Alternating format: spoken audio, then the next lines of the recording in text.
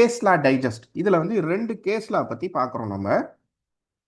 So first case லா பார்த்தீங்கன்னா நமக்கு வந்து இங்க SKS builders and promoters versus assistant commissioner ST state taxes.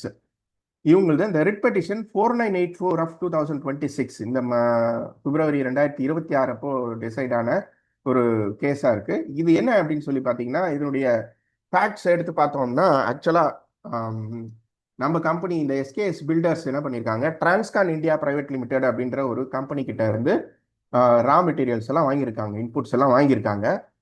அந்த டிரான்ஸ்கான் இந்தியா பிரைவேட் லிமிடெட் என்ன ஆகி போச்சுன்னா அந்த கம்பெனியை லிக்விடேட் பண்ணிட்டாங்க. அந்த கம்பெனியை வைண்ட் அப் க்ளோஸ் பண்ணுற ப்ராசஸுக்கு கொண்டு வந்துட்டாங்க.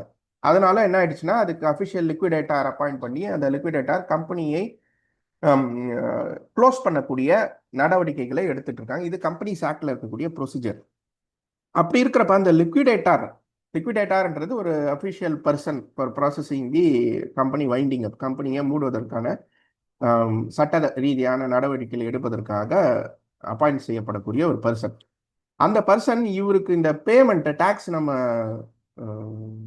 கலெக்ட் பண்ண பேமெண்ட்டை நம்ம கஸ்டமர் கிட்ட இருந்து கலெக்ட் பண்ண இந்த எஸ்கேஎஸ் பில்டர்ஸ் டாக்ஸ் பேயர் அவர்கிட்ட இருந்து கலெக்ட் பண்ண டேக்ஸை ரெமிட் பண்ணுறதுக்கு பண்ணாமல் விட்டுட்டு இருக்காரு.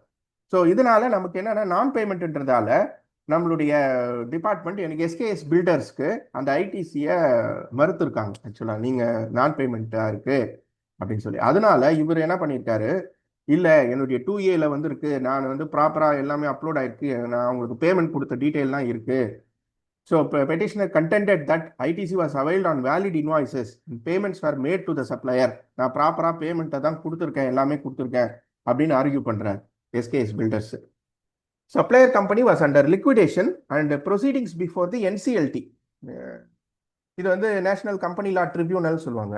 எப்படி நம்ம ITAT இருக்கு, GSTAT இப்போ ஃபார்ம் ஆயிருக்கு, அந்த மாதிரி அப்பீலேட் ட்ரிபியூனல் வந்து கம்பெனி லா கேசஸ்க்கு கம்பெனி லா ட்ரிபியூனல் ஒன்று இருக்கு, NCLT. இது வந்து கம்பெனி லா ரிலேட்டட் டிஸ்பியூட்ஸை பார்க்கக்கூடிய ஒரு உச்சபட்ச அத்தாரிட்டி NCLT. அப்போ லிக்விடேஷன் NCLTல பெண்டிங் இருக்கு. அந்த failure to pay tax was beyond the petitioner control. எங்க கீழே இல்லை, நாங்கள் வந்து பில்லு கொடுத்தோம், பேமெண்ட்டை கொடுத்துட்டோம், எல்லாம் செட்டில் பண்ணிட்டோம். ஆனால் பேமெண்ட்டுக்கு அந்த கம்பெனி மூட போறாங்கன்றதால பேமெண்ட்டை நிறுத்தி வச்சிருக்காங்க. பட் இருந்தாலும் அது ஸ்டாச்சுட்டரி டியூ, ஆட்டோமேட்டிக்காக ப்ரியாரிட்டி ஆஃப் லிக்விடேஷன் பேமெண்ட்ல ஃபர்ஸ்ட் ப்ரியாரிட்டியில் அது கொடுக்க வேண்டிய விஷயம். அதனால அது எப்படி இருந்தாலும் வந்துடும், அதுக்காக நீங்க எங்க கிரெடிட் ஐயா நிறுத்துறீங்கன்னு சொல்லியிருக்காங்க அப்படின்னு சொல்லி கோர்ட்ல கேஸ் போட்டாரு.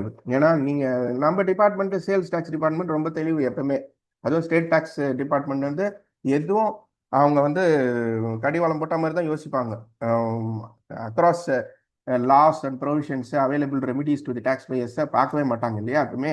ஸோ அவங்க என்ன பண்ணிட்டாங்கன்னா, எனக்கு பணம் வரல, அதனால எனக்கு ரூல் 37A நான் இதை டிசோலவ் பண்றேன் பாட்டுக்கு டிசோலவ் பண்ணிட்டாங்க. அது மெரிட்ஸ் ஆஃப் தி கேஸ் எல்லாம் உள்ளுக்கு ஆராய்ச்சி பண்ணி பார்த்தா கன்சர்ன் சப்ளையரே அவர் கையில பவர் இல்லை, அது அப்படியே லிக்விடேஷன் போயிடுச்சு, கம்பெனி லிக்விடேட்டார் தான் பிரச்சனைன்னு இவர் என்ன பண்றாரு, நம்மளுடைய கஸ்டமர் லிக்விடேட்டார் மேலேயே கூட கேஸ் போட்டிருக்காரு, NCLT கிட்டே ரிப்போர்ட் பண்ணியிருக்காரு. ஸோ இது NCLT இது இந்த லிக்விடேஷன் ப்ராசஸ் பெண்டிங்ல இருக்கிறதால liquidation of supplier company was approved by NCLT. இந்த NCLT அப்ரூவ் ஆனாதான் அது ப்ராப்பர் வைண்டிங் ப்ராசஸ் நடக்கும் ஒரு company. So complaint against the liquidator was also pending before the insolvency authority. Insolvency authority தான் நம்ம NCLT. ஸோ அந்த கேஸை படிச்சு பார்க்குறப்போ அந்த NCLT லிக்விடேஷன் ப்ராசஸ் அப்ரூவ் ஆன ரெஃபரன்ஸ் இதெல்லாம் அதில் கொடுத்துருக்காங்க. இதெல்லாம் நம்ம பெருசாக ரெஃபரன்ஸ் தேவையில்லை. பிரச்சனை என்னன்னா, நம்ம புரிஞ்சிக்க வேண்டிய விஷயம் என்னன்னா, நம்ம ஒரு கம்பெனி கிட்ட இருந்து சப்ளை வாங்கியிருக்கோம், அந்த கம்பெனிக்கு பேமெண்ட்டாக கொடுத்துட்டோம். ஆனால் அந்த கம்பெனி லிக்விடேஷன் வைண்ட் அப் ஆகுது, கம்பெனியை மூடுறாங்கன்றதுனால நீங்க இன்புட் கிரெடிட்டை எனக்கு மறுக்கக்கூடாது அப்படின்றது தான் டாக்ஸ் பேயருடைய பர்ஸ்பெக்டிவ், அவருடைய சைடில் இருக்கக்கூடிய நியாயம். So since the case was pending with NCLT, petitioner start to quash the demand order. நீங்கள் DRC 7 போட்டு ஆர்டர் போட்டாங்கல்ல இந்த AC, அந்த ஆர்டரை நீங்கள் குவாஷ் பண்ணுங்கன்னு சொல்லிட்டு மெட்ராஸ் ஹைகோர்ட்டில் கேஸ் ஃபைல் ஆகுது. கோர்ட்டுடைய ஃபைண்டிங் என்ன இருக்கு, the court did not decide on the ITC issue. ஏன்னா ITC இஷ்யூ, ஏன்னா ஒரு ரூல் 37A அந்த கதைக்கெல்லாம் உள்ள போல அவர்.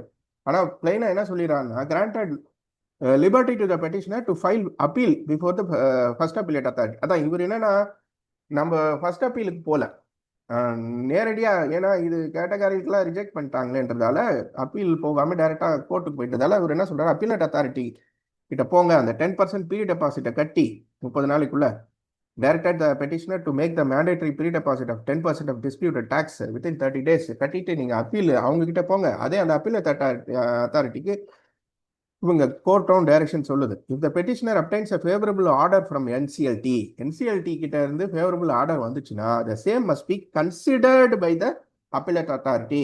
அப்பீலட் அத்தாரிட்டிக்கு டைரக்ஷன் சொல்லுது கோர்ட்டு, ஐயா இந்த மாதிரி என்சிஎல்டின்னு ஒன்று இருக்கு கார்பரேட் டேக்ஸ்ல, அவங்க இப்போ டேக்ஸ் பேயருக்கு ஃபேவராக ஆர்டர் வந்துச்சுன்னா அதை கொஞ்சம் கன்சிடர் பண்ணி இவர் ஐடிசியை அலோவ் பண்ணுங்க.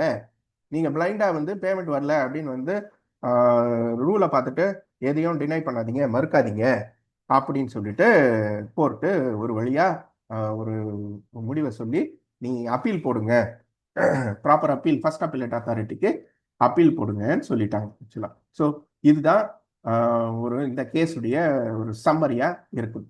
குயிக்காக எஸ்ஆர்னோ எனக்கு கொடுங்க, நம்ம அடுத்த கேஸுக்கு ப்ரொசீட் பண்ணலாமா அப்படின்றது. Global Closures versus state tax officer 1 and 2 2 இருக்கு வெர்சஸ் ஜாயிண்ட் கமிஷன். ஏன்னா இங்கே வந்து ரெஸ்பாண்டன்ட் 3 ரெஸ்பாண்டன்ட் போட்டிருக்காங்க இந்த கேஸில் பொறுத்த வரைக்கும். ஸோ குளோபல் க்ளோஷர்ஸ்ன்றவர் தான் கம்பெனி, அது ரெப்ரசன்டட் பை பொன்னுசாமி, பொன்னுசாமின்னு ஒரு பர்சன், அவர் தான் இங்கே பெட்டிஷனராக இருக்கார் இந்த கேஸுக்கு. Red petition number 47643 also referred with the previous petition 8284. இது என்னன்னா ஆக்சுவலாக ஒரு டிமாண்டு போட்டிருக்காங்க, அந்த டிமாண்டை ரெக்கவரி பண்ணுறதுக்காக போய் ஸ்டாக் எல்லாம் சீஸ் பண்ணிட்டு இருக்காங்க. ஆக்சுவலாக பண்ணிட்டு அந்த நீங்கள் வந்து இந்த டிமாண்ட் ஃபுல்லாக கிளியர் ஆகிற வரையும் ஃப்ரீஸ் பண்ணிடுறாங்க, அதை ரெக்கவரி ப்ரொசீடிங்ஸ் ஸ்டார்ட் பண்ணியிருக்காங்க. ஆனால் அந்த டிமாண்ட் கிரியேட் ஆனதே லேட்டர் பாயிண்ட் ஆஃப் டைம்ல லிஃப்ட் ஆயிடுது ஒரு ஸ்டாச்சுட்டரி அமெண்ட்மெண்ட் மூலமா. ஸோ எனக்கு ஒரிஜினல் டிமாண்டே நல்லிஃபை ஆன பிறகு எப்படி நீங்க ரெக்கவரி ப்ரொசீடிங்ஸ், பேங்க் அட்டாச்மெண்ட்டு இல்லை ஸ்டாக்ஸ் எல்லாம் ஃப்ரீஸ் பண்ணி வச்சுறது செல்லுபடி ஆகும் அப்படின்னு சொல்லி இங்க வழக்கு ஆக்சுவலா. ஸோ த ஃபேக்ட் பார்த்தீங்கன்னா the petitioner's business premises were inspected on 7/2/2024. So நேராக போகிறாங்க. Certain 13 goods were placed under prohibition seizure. ஒரு குறிப்பிட்ட பொருட்களை மட்டும் அவங்க இது என்ன பண்ணிட்டாங்க, சீஸ் பண்ணி வச்சுட்டாங்க. Not to remove or deal with them without department permission. Department permission இல்லாமல் இந்த பொருட்கள் எல்லாம் நீங்கள் விற்கவோ வேற இடங்களுக்கு மாற்றவோ கூடாதுன்னு சொல்லிடுறாங்க. த allegation at that stage was belated availment of ITC beyond the time limit of 16/4. 16/4 time limit உங்களுக்கு தெரியும், நவம்பர் 30. ஆரம்ப காலத்தில் நமக்கு அது September 30th on or before filing the September return அப்படின்னு இருந்துச்சு இல்லையா, ஃபார் மல்டிபிள் டாக்ஸ் பீரியட்ஸ். அதாவது 17-18 ஆரம்பிச்சு 18-19, 19-20, 20-21 வரைக்கும் இருந்தது. ஒரு 4 வருஷ பீரியடுக்கான ஐடிசியை டோட்டலாக இதெல்லாம் ஆரம்ப காலத்தில் நிறையவே பண்ணிட்டு இருந்தாங்க. அதாவது நாம் ஏதாவது ஆம்னெஸ்டி ஸ்கீமை பயன்படுத்தி ஏதாவது ரிட்டர்ன் ஃபைல் பண்ணுமா, உடனே 16/4 ஆர்டர் வந்துடும். உங்களுடைய இன்புட் கிரெடிட் பூராவும் உங்களுக்கு எலிஜிபிள் கிடையாது, 16/4 பிரகாரம் வயலேஷன் நீங்கள் beyond the available time limit file பண்ணியிருக்கீங்கன்னு சொல்லி வந்துடும் ஒரு ஓலை. ஸோ அப்படி வந்த விஷயம்தான் இந்த விஷயமா இருந்தது. என்ன ஆகுது, the later show cause notice DRC-1 was issued and culminated assessment order. இது நடந்திருக்கு ஆக்சுவலா. The assessment order was already quashed by the High Court. என்ன ஆகுதுன்னா அந்த 8284ல இது எதுக்காகனா நம்ம இந்த 16(5)ன்னு ஒரு செக்ஷன் புதுசாக வந்துடுது. இந்த கோவிட் பீரியட்ல எல்லாம் நம்ம இந்த 3Bலாம் லேட்டாக ஃபைல் பண்ணவங்களுக்குலாம் அந்த ரெமெடி கிடைக்கிறதுக்காக யாரெல்லாம் ஆரம்ப காலத்தில் இந்த 17, 18, 18, 19, 19, 20, 20, 21 மொத்த 3Bயை சேர்த்து கூட நீங்கள் ஆனார் பிஃபோர் 30th நவம்பர் 21க்கு முன்னாடி ஃபைல் பண்ணியிருந்தீங்கன்னா கூட பரவாயில்ல, 16/4 வயலேஷனுக்கு வராது அப்படின்னு சொல்லி இந்த 16(5)ல் நம்ம time limit, extended time limit வந்து கொடுத்துருக்காங்க, லிமிடேஷன் எக்ஸ்ட்ரா டைம் லிமிட் வந்து கொடுத்துருந்தாங்க. ஸோ இந்த செக்ஷனை கோட் பண்ணி ஒரிஜினல் DRC-7 ஆர்டரையே வந்து குவாஷ் பண்ணிடுறாங்க ஆக்சுவலாக. ஸோ ஒரிஜினல் டிமாண்ட் ஆர்டரே குவாஷ் ஆயிடுச்சு. அப்படி இருக்கும்போது நீங்கள் எப்படி நீங்கள் குட்ஸ் எல்லாம் சீஸ் பண்ணி வச்சிருக்கலாம், இன்னைக்கு பேங்க் எல்லாம் அட்டாச் பண்ணி வச்சிருக்கலாம், அதை ரிலீஸ் பண்ணுங்க. So no fresh order was passed by the department there after. So court என்ன சொல்லிடுச்சு, how can the prohibition and seizure orders continue when the main assessment order was quashed, original demand ஆர்டரே quash ஆகி போச்சு. நீங்க எப்படி அதன் அடிப்படையில் இவங்க என்ன பண்ணிட்டாங்க, ஒரிஜினல் டிமாண்ட் ஆர்டரே டிமாண்டே கிடையாது, டிமாண்ட் இல்லாததுக்கு எதுக்கு குட்ஸ் எல்லாம் ரீடைன் பண்ணி வச்சு அதை வேற சீஸ் பண்ணி வச்சு நீங்க. So there was no proposal for confiscation. பொருட்களை வந்து நீங்க அதாவது நம்ம என்ஃபோர்ஸ்மெண்ட்ல ஒன்னா கான்ஃபிஸ்கேட் பண்றதெல்லாம் இருக்கு, இதுல கிடையவே கிடையாது.